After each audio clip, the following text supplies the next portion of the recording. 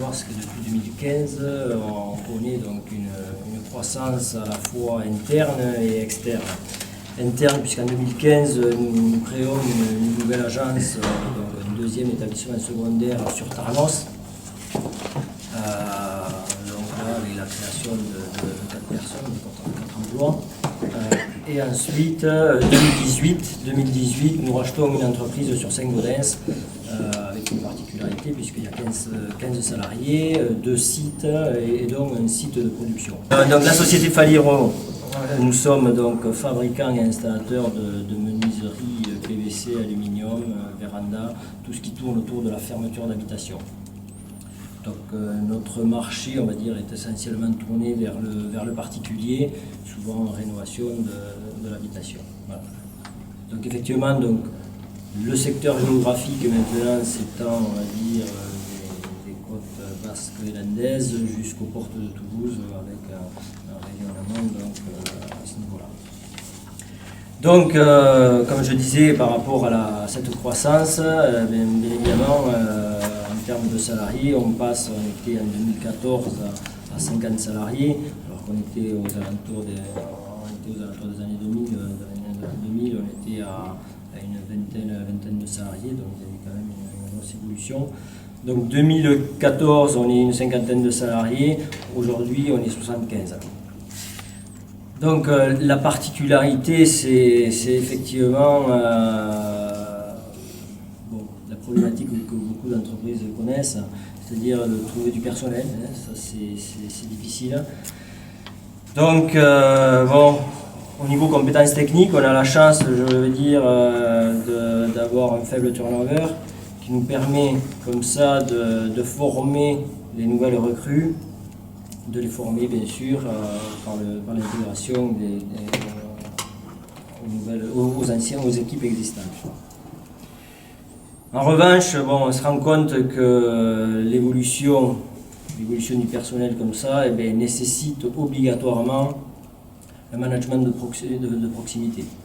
Jusqu'alors, on va dire, exercé par l'équipe dirigeante, mais à 75 personnes et en plus sur le territoire géographique, on ne peut plus gérer ça de cette manière-là. Donc effectivement, il est difficile de trouver des profils pour manager les équipes. Donc à ce moment-là,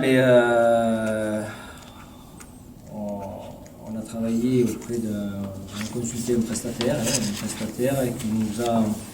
qui nous a orienté donc sur une étude en deux étapes. La première étape, c'est un audit de l'entreprise où donc on a travaillé sur l'organisation actuelle, les profils de poste qu'il y avait dans les différents établissements, et ensuite les compétences de chacun. Ça, c'était la première chose, l'audit. Puis ensuite, on a défini donc, des plans d'action. Les plans d'action, c'était en premier donc, la proposition d'une nouvelle organisation. Bon, il y avait déjà une organisation en place, bien sûr, mais il y avait des améliorations à prévoir.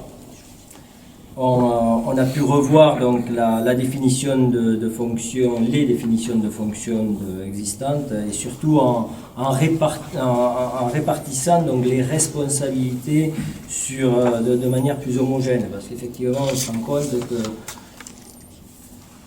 quand vous êtes entouré de personnes qui tiennent la route, et on a tendance à leur donner et à les surcharger de tâches. Bon, voilà. Donc effectivement, il était important de pouvoir cibler d'autres personnes, à faire évoluer, et ensuite en pouvoir répartir comme ça les différentes responsabilités. Et puis ensuite, ce qui était important également, c'est de pouvoir réaliser un coaching de ces nouveaux managers, entre guillemets, et un coaching dans le temps. Donc ce qui était important, c'était un suivi sur 6 mois de chaque personne, de manière à faire évoluer, à les faire progresser. Bon, tout ceci, bien sûr, ça a un coût, hein, effectivement, donc nous sommes rapprochés de l'agence Ad-Hoc, et c'est par le biais donc, de ce contrat appui RH que nous avons pu réaliser donc, cette démarche-là.